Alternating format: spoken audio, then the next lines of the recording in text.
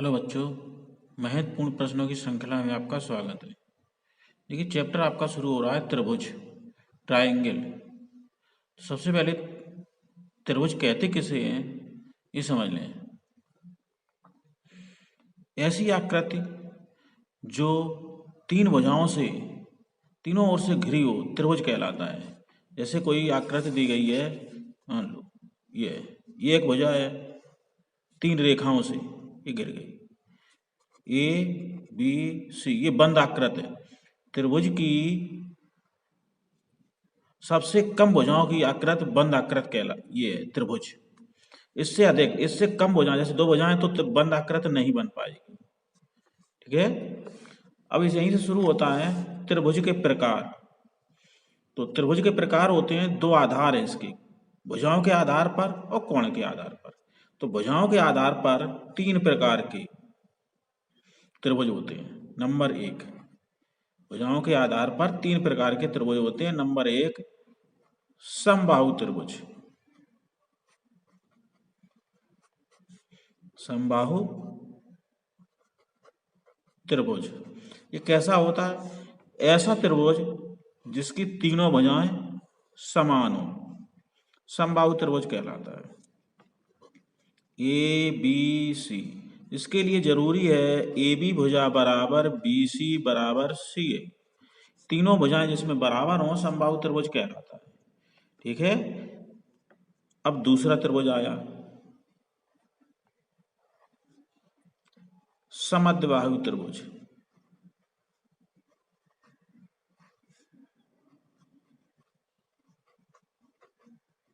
समद्विबाहु त्रिभुज, जैसा कि इसके शब्द से सम माने समान, दो माने दो, बाहु जिसकी दो भुजाएं समान हो तो समद्विबाहु त्रिभुज कहलाता है। इसका चित्र कैसे बनेगा? ये भुजाएं आपकी दो समान है और ये अलग है। ये कोई सी दो समान हो जाए, ए बी बराबर ए सी, लेकिन बी सी बराबर ना हो, नॉट इक्वल बी सी, तो ये समद्विबाहु, जिसकी दो भुजाएं बराबर हों समद्विबाहु त्रिभुज कहलाता है। अगला आता है विषमबाहु। नंबर तीन, विषमबाहु त्रिभुज।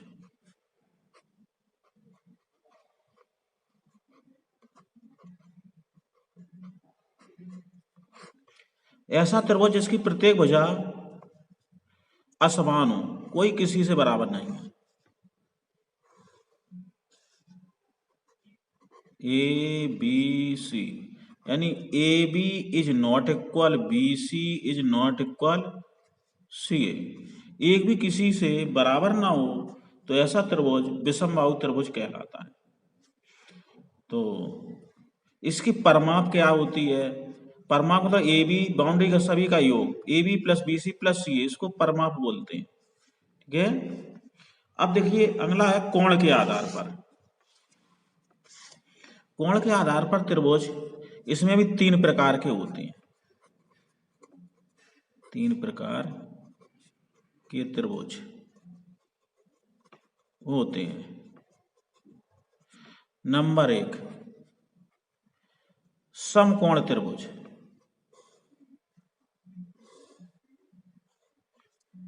ए बी सी, इसके लिए क्या होता है? कोण के आधार पर ये एक कोण जिसका 90 अंश हो, समकोण त्रिभुज। ऐसा त्रिभुज जिसका एक कोण 90 अंश हो समकोण त्रिभुज कहलाता है। यानी जिसका एक कोण 90 अंश का हो समकोण त्रिभुज कहलाता है।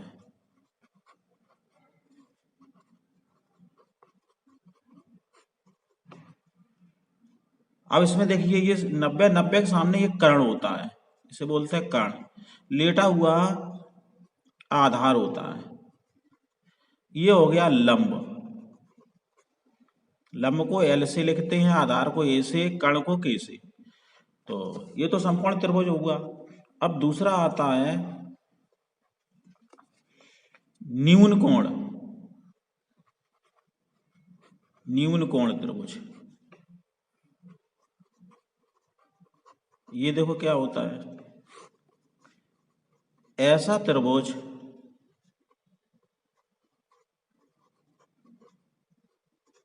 जिसका प्रत्येक कोण न्यून कोण हो। न्यून का मतलब हुआ 90 अंश से छोटा न्यून कोण त्रिभुज होगा। ये कैसा बनेगा, प्रत्येक कोण 90 अंश से छोटे कोण हो, ए बी सी, इस प्रकार ये न्यून कोण त्रिभुज है। तीसरा आएगा आपका अधिक कोण त्रिभुज।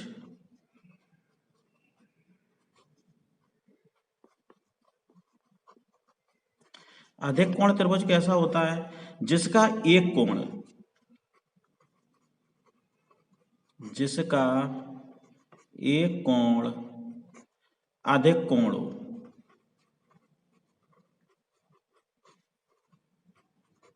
अधिक कोण त्रिभुज कहलाता है, अधिक कोण त्रिभुज कहलाता है। ठीक, एक कोण अधिक कोण का मतलब है 90 से अधिक, समकोण का मतलब समकोण है, न्यून कोण का मतलब 90 से छोटा। अब अधिक कोण कैसा बनेगा, देखो चित्र बनाए देना, कम से कम एक कोण इसका अधिक कोण हो, ए बी सी, ये कोण आपका 90 से अधिक दिखाई दे रहा है, इसलिए ये अधिक कोण त्रिभुज हुआ। में देखिए थेल्स प्रमेय, थेल्स प्रमेय बहुत इंपॉर्टेंट है, इसका स्टेटमेंट्स देखें। यदि किसी त्रिभुज की एक भुजा के समांतर अन्य दो भुजाओं को भिन्न भिन्न बिंदुओं पर प्रतिच्छेद करने के लिए एक रेखा खींची जाए, तो अन्य दो भुजाएं समान अनुपात में विभाजित करती हैं समांतर रेखा। यानी इसका मतलब है, इसको क्या लिख सकते हैं, ये थेल्स प्रमेय का स्टेटमेंट है। सिद्ध करने के लिए तो बहुत बड़ी प्रमेय है, लेकिन आपको इसको याद रखना होता है। कैसे इस फॉर्मूले पर निकलते हैं, कैसे निकलेंगे ये देख लो।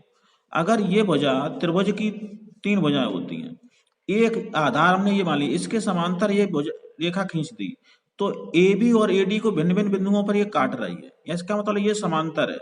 तो इसमें वो तीन फॉर्मूले हैं, वो लिख लें। वो किस प्रकार लिखते हैं, तो इनका अनुपात समान होता है, ए डी बटे, पहला होगा ये दो शेष बची, इसके समांतर ये शेष दो भुजाओं का अनुपात ए डी बटे डी बी,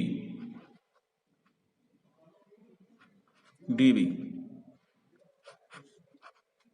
ए डी बटे डी बी बराबर ए ई बटे ई सी, इस प्रकार लिख सकते हैं। दूसरा ए बी, ये भुजा ए बी बटे ए डी, पूरी भुजा ली ए डी बराबर इधर पूरी भुजा ए सी बटे ए ई।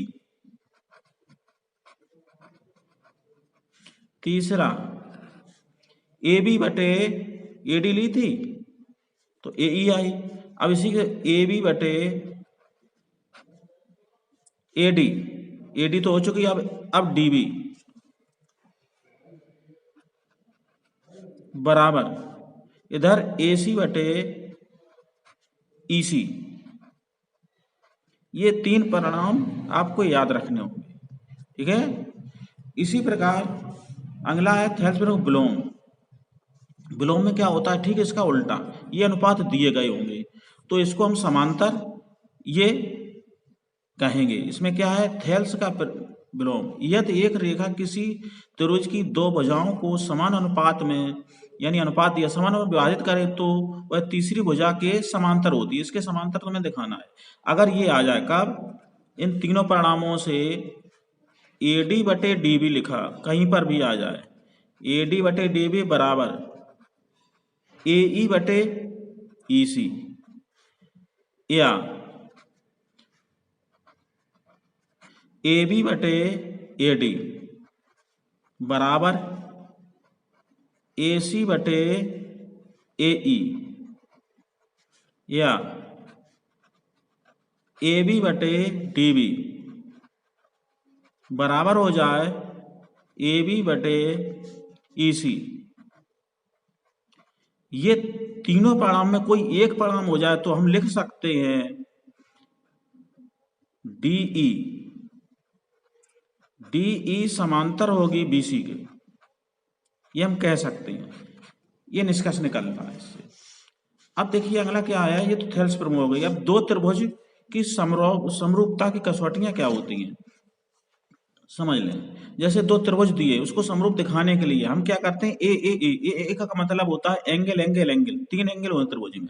तो हम क्या करेंगे, अगर दोनों त्रिभुज की जैसे कोण ए बराबर कोण पी होना चाहिए तथा कोण इधर कोण बी के संगत कोण बराबर कोण क्यू होना चाहिए। क्या है बी। अब तीसरा कोण क्या है, कोण सी बराबर कोण आर होना चाहिए। तो ये त्रिभुज कैसे होंगे, समरूप। ये कसौटी नंबर 1 है। बाई चांस इसमें क्या होता है, कभी कभार तीसरा कोण बराबर नहीं दिखा पाते हैं, तो क्या करते हैं, दो कोण अगर कोई से बराबर हो जाए, जैसे कोण ए बराबर कोण पी हो गया, कोण बी बराबर कोण सी हो, कोण क्यू हो गया, कोण बी बराबर क्यू, इसका संगत इससे है। और ये बाई चांस नहीं हो पा रहा है तो हम क्या करते हैं, ये भी आप समरूप हो जाएगा। क्यों हो जाएगा, इस त्रिभुज का तीसरा कोण जो बचा है, त्रिभुज के तीनों कोणों का ये 180 अंश होता है, जो तीसरा निकलेगा इन दोनों कोणों को जोड़ के घटाएंगे तो ये कोण जितना आएगा उतना ही आएगा। इसलिए ये भी आपकी समरूपता की एक कसौटी है। ठीक है।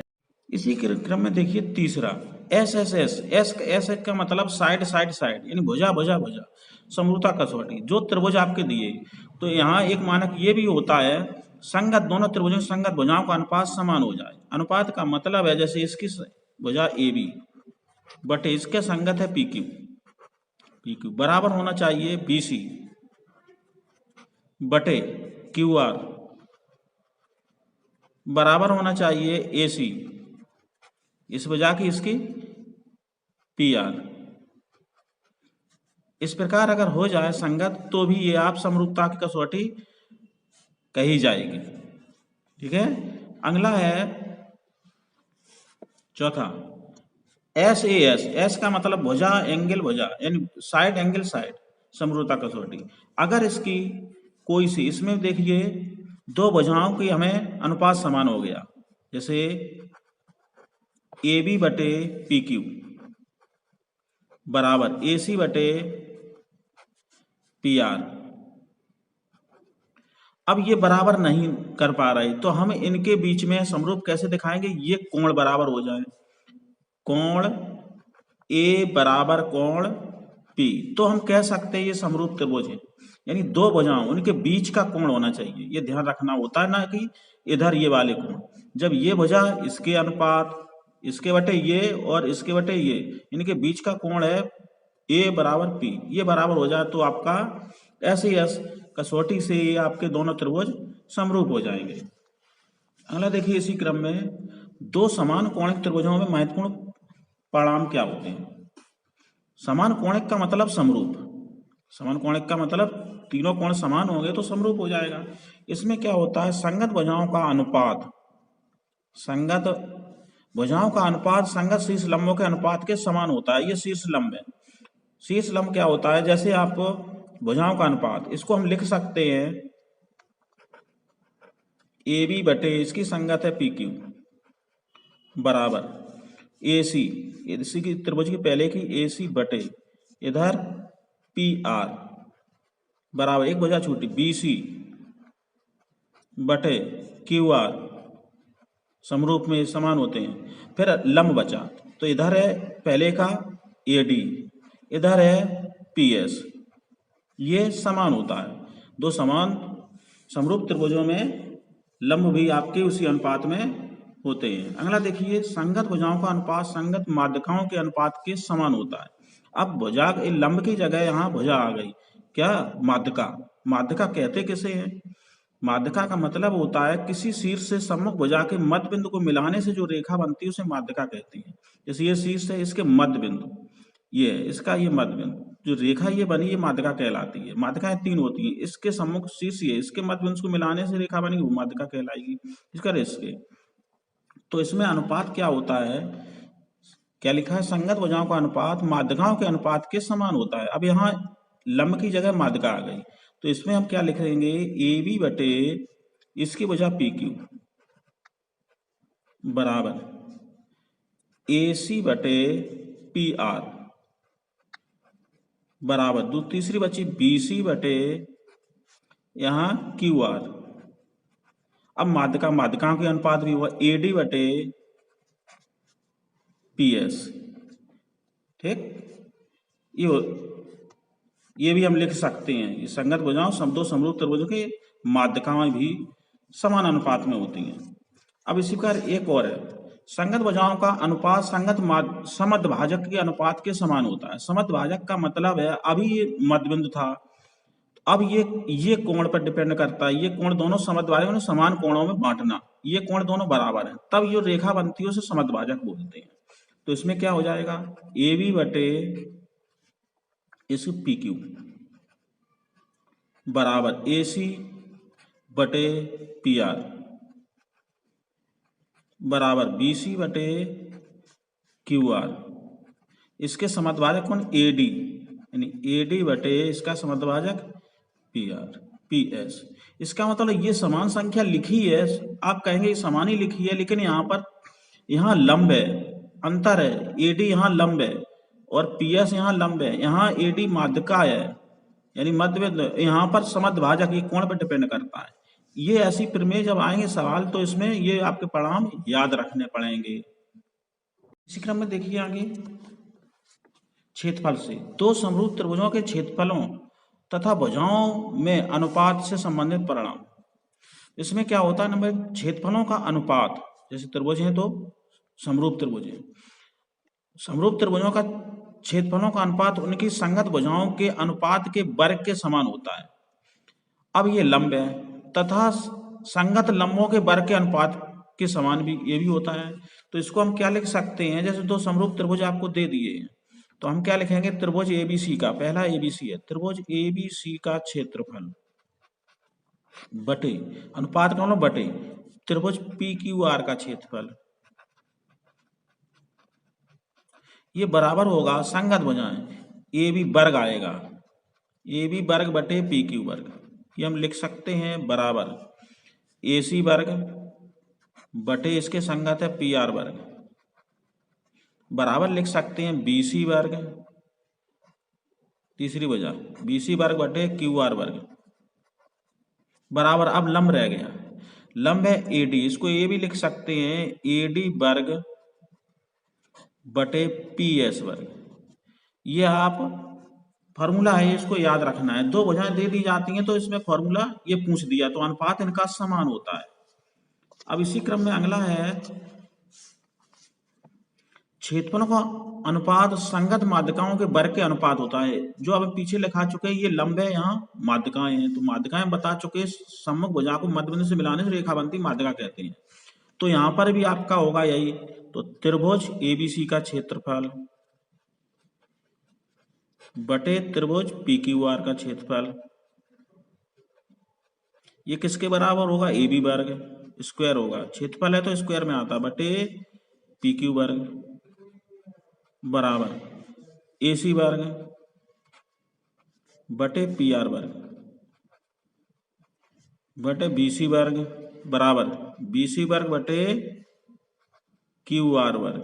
अब बचा माध्यका, तो माध्यका होगी ए डी वर्ग बटे ए एस वर्ग पी एस वर्ग, ये माध्यका हो गई।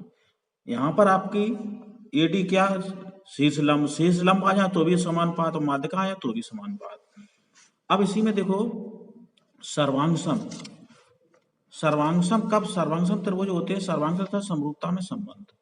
तो ये देखिए क्या होता है, जैसे ये आपके समरूप त्रिभुज हैं तो सर्वांग और समरूपता में संबंध में इसमें मेन अंतर क्या होता है ये देखना होता है। तो जैसे दो समरूप त्रिभुज, दो सर्वांगसम त्रिभुज समरूप होते हैं, लेकिन दो समरूप त्रिभुज सर्वांगसम हो यह आवश्यक नहीं है, क्योंकि इसमें सर्वांगसम के लिए आपको दिखाना होता है संगत भुजाएं भी समान बराबर होनी चाहिए। जैसे में अंतर है, इसमें ए बी और ए पी क्यू बराबर दिखाना पड़ता है, बी सी बराबर क्यू आर ये बराबर होनी चाहिए, ए सी ये बराबर होने, यहाँ अनुपात है समरूप में उसमें बराबर होना चाहिए।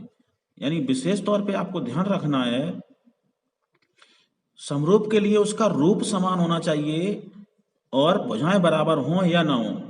तो जैसे ये इसके बराबर नहीं है तो ये समरूप है, लेकिन सर्वांगसम ये नहीं है। ठीक, ये आपको याद रखना है। यानी दो सर्वांगसम त्रिभुज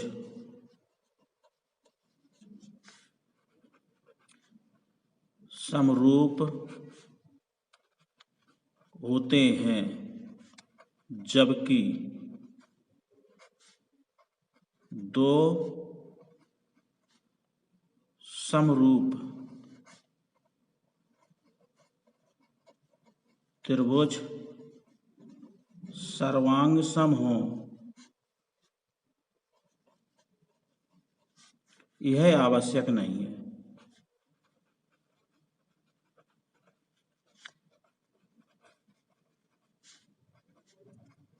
कुछ हो भी सकते हैं। कब हो जाएंगे?